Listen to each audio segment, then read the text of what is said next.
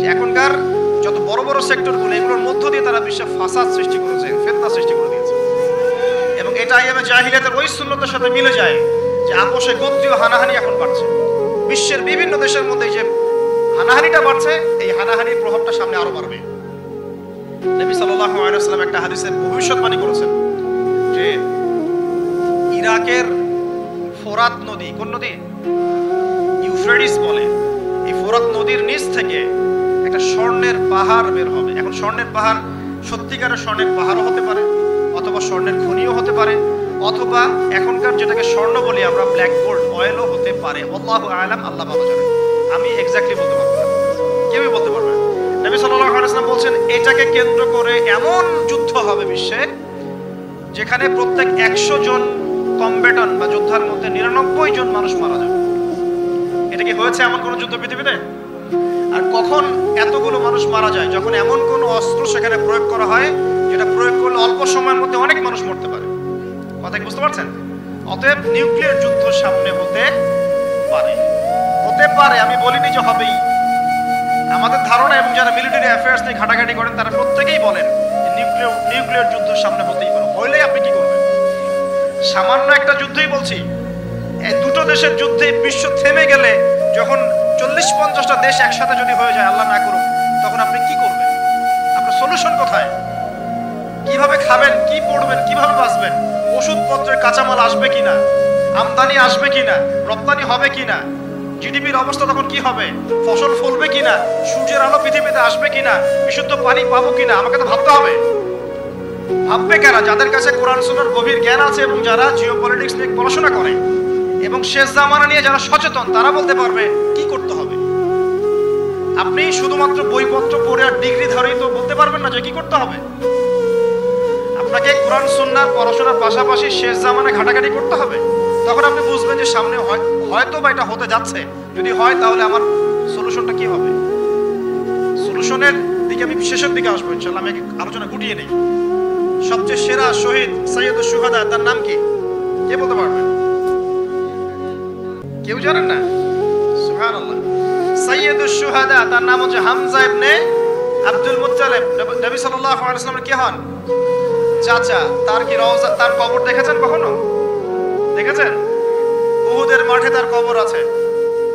যারা গিয়েছেন তারা জানেন, ওখানে দাঁড়াবেন, কবরের পাশে দাঁড়াবেন, আপনি জান্নাতের ঘ্রাণ পাবেন। আমি কোনো রূপক গাল গল্প বললাম না, এটা আমি নিজে দেখেছি, নিজে সেখানে থেকেছি, আমার সাথে যারা গিয়েছে ওরাও থেকেছে। ওখান থেকে আপনি জান্নাতের মিষ্টি একটা সুঘ্রাণ পাবেন ইনশাআল্লাহ। এবং এটা বাতাসের মধ্যে ছড়িয়ে থাকবে, বাতাস প্রবাহিত হবে, আপনার নাকে এসে লাগবে। মাশাআল্লাহ, চাচা বলুন সেটা সাক্ষী। বিশ্বাস করবেন না ভাই, আল্লাহ যে আছে ভাই, আল্লাহ পাক সত্যিই আছেন। এই যে আমরা একটা কনফিউশনে থাকি না, আল্লাহকে দেখা যায় না, ফেরেশতাকে দেখা যায় না, আসমানি কিতাবগুলো দেখি নাই, নবীকে দেখি নাই, সত্যি কি আল্লাহ আছে? যখন নাস্তিকরা কিছু উদ্ভট যুক্তি তর্ক উপস্থাপন করে মানুষ কনফিউজড হয়ে যায়, আল্লাহ কি আছে সত্যি সত্যি? সত্যি এরকম বিগ ব্যাং থেকেই নাকি সব সৃষ্টি হয়েছে? মহাবিশ্বের সবকিছু কিভাবে চলছে? ও মানুষ দিন দিন নাস্তিক হয়ে যাচ্ছে, বড় বড় ডিগ্রি সার্টিফিকেট নিয়ে আসছে, নাস্তিক হয়ে যাচ্ছে, হচ্ছে না? একটা কনফিউশন থ্রো করা হয়েছে। আরে ভাই, আল্লাহ সত্যি আছেন। এরকম জায়গায় যখন যাবেন, দাঁড়াবেন, আপনার আইনাল ইয়াকিন, হাক্কুল ইয়াকিন হয়ে যাবে, হ্যাঁ আল্লাহ সত্যি আছে। যখন দেখবেন জীবনে আপনি হোঁচট খেয়েছেন, আপনি কোনো বিপদে পড়েছেন, কেউ নেই আপনাকে সাহায্য করার, সেজদায় পড়ে কান্নাকাটি করছেন, দেন দেখছেন আপনার সামনে সেই বস্তুটা হাজির, আপনি বুঝতে পারবেন আল্লাহ আছেন, আল্লাহ সত্যি আছেন। মহাবিশ্বের দিকে তাকিয়ে দেখেন, যারা এখানে অ্যাস্ট্রোনমি জানেন না, গণিত পড়েছেন, তারা জানবেন এই যে গ্রহ নক্ষত্রগুলো দেখছেন, এগুলোর পজিশন যদি 1 ফুট বা 1 ইঞ্চি পর্যন্ত সরে যায়, পুরো মহাবিশ্বটা কলাপস করে যাবে। সূক্ষ্ম একটা গাণিতিক তত্ত্ব দিয়ে পুরোটাকে সাজানো হয়েছে।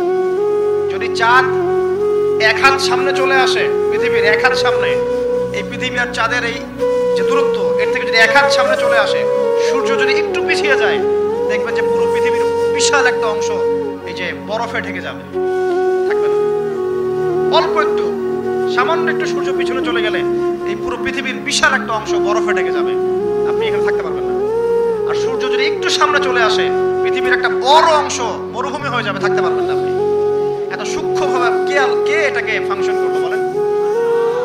এর পরেও মানুষ আল্লাহকে বিশ্বাস করে না। হামজা রাদিয়াল্লাহু আনহু কবরের সামনে দাঁড়াবেন, উহুদের শহীদদের কবরের সামনে দাঁড়াবেন, আপনার নাকের মধ্যে জান্নাতের ঘ্রাণ পাবেন ইনশাআল্লাহ। যারা বিশ্বাস করে ওদেরকে পাঠিয়ে দাঁড় করিয়ে ওকে জিজ্ঞাসা করেন পাও কিনা। আসেন, সে সারা বিশ্বটাকে শাসন করবে, এটা সত্য, তবে এটা চিরস্থায়ী হবে না। কখন শাসন করবে? নবী সাল্লাল্লাহু আলাইহি ওয়াসাল্লামের ভবিষ্যৎবাণীগুলো অনুযায়ী আসন্ন সময়টাতে একটা মালহামা হবে। মালহামাটা কি? মালহামা মানে মহাযুদ্ধ, গ্রেট ওয়ার, মানে এমন যুদ্ধ যে যুদ্ধে অনেকগুলো রাষ্ট্র একত্রিত হয়ে যাবে। প্রায় 80টা ফ্ল্যাগের কথা এসেছে। এর ফ্ল্যাগ মানে আমার এস্টিমেট এটা হচ্ছে রাষ্ট্র, কারণ একটা ফ্ল্যাগ একটা রাষ্ট্রের প্রতীক বহন করবে। কিভাবে হবে? ওই যে ইরাকের ফোরাত নদীকে কেন্দ্র করে, এর ব্ল্যাক গোল্ড বা সোনার পাহাড়কে কেন্দ্র করে। তারপর কি? তারপরে এই যুদ্ধের শেষের দিকে গিয়ে মুসলিমদের বিজয় হবে ইনশাআল্লাহ, এবং তাদেরকে আল্লাহ পাক একজন নেতা দিবেন। সে নেতার নাম হবে মুহাম্মদ বিন আব্দুল্লাহ। কি নাম হবে? মদিনা থেকে মক্কায় আসবেন। মদিনা থেকে তিনি মক্কায় আসবেন। মক্কায় মাকাম ইব্রাহিম আর এই যে আমাদের কাবা ঘর, এর মাঝখানে তিনি দাঁড়াবেন। তার যারা ফলোয়ার্স থাকবে তারা সেখানে তার হাতে বায়াত দিবে। তিনি বায়াত নিতে চাবেন না, তিনি নেতৃত্ব চাবেন না, মানুষ জোর করে তাকে নেতৃত্ব দিবে। আল্লাহ পাকের নেতারা এমনই হন, তারা নেতৃত্ব চায় না, মানুষ জোর করে দেয়। কথা বুঝতে পারছেন না? আল্লাহ পাকের মনোনীত যারা, তারা মানুষের কাছে চেয়ে নেয় না, মানুষ তাকে জোর করে দেয়। কারণ মানুষ জানে যে এই ব্যক্তি ভালো, সে অ্যাভয়েড করে। যেমন আবু যার রাদিয়াল্লাহু আনহুকে নবী সাল্লাল্লাহু আলাইহি ওয়াসাল্লাম বলেছেন, হে আবু যার, তুমি দায়িত্ব চেয়ে নিও না।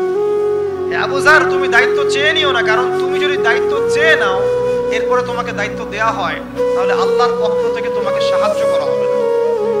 আর যদি তুমি দায়িত্ব অ্যাভয়েড করো, দায়িত্ব না চাও, মানুষ জোর করে তোমাকে দায়িত্ব দেয়, আল্লাহ তোমাকে সাহায্য করবে ইনশাআল্লাহ। এই দেখেন আবু বকর রাদিয়াল্লাহু আনহু, তিনি কি দায়িত্ব চেয়ে নিয়েছিলেন? উমর রাদিয়াল্লাহু আনহুকে বলেছেন যে আমাকে ভোট দাও, আমি ভালো মানুষ, বলেছিলেন। মানুষ তাকে দায়িত্ব দিয়েছে। দেখেন 10 বছর তিনি বিশ্ব শাসন করেছেন। একটা রাখাল এবং একটা রাখালের এই যে কি বলবো ছাগল, তারাও না খেয়ে মারা যায় নাই 10 বছরে একটাও। তার শাসন নিয়ে কথা বলতে গেলে তো সারা রাত পার হয়ে যাবে। শুধু একটা ন্যায় বিচারের উদাহরণ দিচ্ছি। তার নিজের ছেলে একটা অন্যায় করেছে, নিজের ছেলে হয়তোবা মদপান করেছে অথবা জেনা করেছে, আল্লাহু আ'লাম। হুদুদের অপরাধ, যে অপরাধ করলে শাস্তি হয় প্রকাশ্যে। মদপান করলে ইসলামের শাস্তি হচ্ছে 40টা বেত্রাঘাত, আর জেনা করলে অবিবাহিত হলে শাস্তি হচ্ছে 100 বেত্রাঘাত।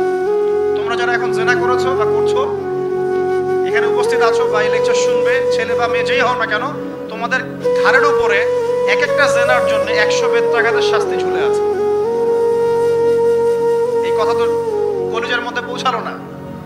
একবার জেনা করেছো, তোমার কাঁধের উপরে 100 বেত্রাঘাতের শাস্তি ঝুলে আছে এখনো, এবং 1 বছরের নির্বাসন তোমার জন্য ঝুলে আছে। সূরা নূরের 1 থেকে 4 নম্বর আয়াত পড়ে দেখবে।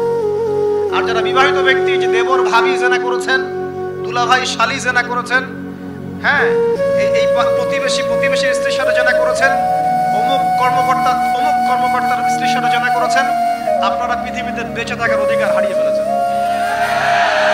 কারণ একজন বিবাহিত ব্যক্তি যদি জেনা করে, তার একটা শাস্তি ইসলামে, সেটা হলো রজম। তাকে কোমর পর্যন্ত মাটিতে পুঁতে ফেলে পাথর নিক্ষেপ করে হত্যা করতে হবে, এটা ইসলামের বিধান।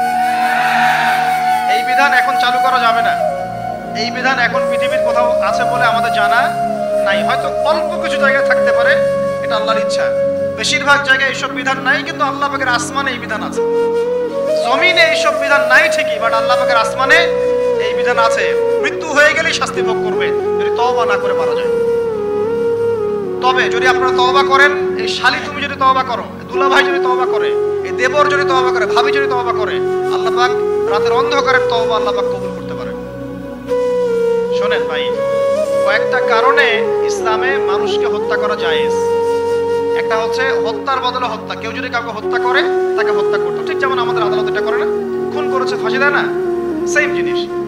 আরেকটা হচ্ছে মুরতাদ হয়ে গেছে, মুরতাদ, আগে ছিল মুসলিম, পরে মুরতাদ হয়ে গেছে, তাকে হত্যা করা যায়।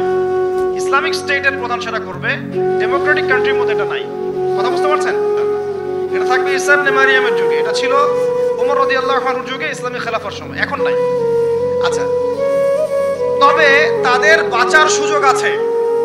তাদের বেঁচে থাকার সুযোগ আছে। মনে করেন কেউ কাউকে হত্যা করেছে, এসে পরিবারবর্গকে বলছে যে আমার ভুল হয়ে গেছে, আমাকে মাফ করে দেন, আমি আপনার সন্তানকে হত্যা করেছিলাম, আমি মুক্তিপণ রক্তপণ দিতে রাজি আছি। এখন যদি পিতা মাতা বলে ঠিক আছে রক্তপণ দিয়ে দাও, আমরা মাফ করে দিলাম, তাহলে এর বাঁচার অধিকার আছে, বেঁচে থাকতে পারবে। বুঝতে পারছি আমি? অপশন আছে। আবার কেউ যদি মুরতাদে কোনো স্টেটমেন্ট দিচ্ছে, ইসলাম মানি না, কোরআন মানি না, সুন্নাহ মানি না বলছে, ওকে আপনাকে বন্দি করে জেলখানে রাখতে হবে এবং তাকে আপনাকে শর্ত দিতে হবে, তুমি কি জেনে শুনে সজ্ঞানে এটা বলছো না ফিরে আসবে কথা থেকে। সে যদি বলে আমি আমার কথা থেকে ফিরে আসলাম, আমি আসলে এগুলো বলেছিলাম, এখন ফিরে আসলাম, আমি তওবা করলাম, তার বেঁচে থাকার অধিকার আছে। বাট কিন্তু একজন বিবাহিত ব্যক্তি যদি জেনা করে ফেলে, নাউযুবিল্লাহ, যে দেবর ভাবি শালী দুলাভাই তোমরা শুনো, যদি বিবাহিত কোনো ব্যক্তি জেনা করে ফেলে, সে যদি খাস তওবা করে আল্লাহ পাকের কাছে, আল্লাহ পাক যদি তার সমস্ত গুনাহ মাফ করে দেন, তারপরেও যদি তার এই মামলাটা ইসলামিক কোর্টে চলে আসে, তাহলে তাকে রজম করতেই হবে, বেঁচে থাকার অধিকার নাই। আমি দলিল দিচ্ছি, শোনেন। নবী সাল্লাল্লাহু আলাইহি ওয়াসাল্লামের একজন সাহাবী, মহিলা সাহাবী, তিনি পাপ করে ফেলেছেন। কি করেছেন? জেনা করে ফেলেছেন। বিবাহিত ব্যক্তি ছিলেন। নবীর কাছে এসে বলছেন, ইয়া রাসূলুল্লাহ তাহিরনি, আমাকে পবিত্র করুন, আমি অন্যায় করেছি। নবী সাল্লাল্লাহু আলাইহি ওয়াসাল্লাম বলছেন, মুখ ফিরিয়ে নিচ্ছে, একবার ডান দিকে মুখ ফিরাচ্ছেন, একবার বাম দিকে মুখ ফিরাচ্ছেন। নবী শুনতে যাচ্ছেন না, কারণ এটা কোর্টে চলে আসলেই বিপদ। নবীজি বলছেন বাসায় যাও, বাসায় যাও, তওবা করো, আল্লাহর কাছে তওবা করো, আল্লাহ মাফ করে দিবে। বাসায় চলে যাও, বাসায় চলে যাও, তওবা করো, আল্লাহ মাফ করে দিবে। সে মহিলা বলছে, না ইয়া রাসূলুল্লাহ, আমি অনেক বড় অন্যায় করেছি, আমাকে পবিত্র করুন। আপনি পবিত্র না করেন তাহলে পরকালে আল্লাহ আমাকে শাস্তি দিবেন, আমাকে পবিত্র করুন। নবী সাল্লাল্লাহু আলাইহি ওয়াসাল্লাম শেষে বলছেন, তুমি কি এমন কোনো কাজ করেছো? সুরমা দানি থেকে সুরমা বের করার সময় আমরা যেভাবে বের করে চোখে দিই, এমন কোনো কাজ কি করেছো?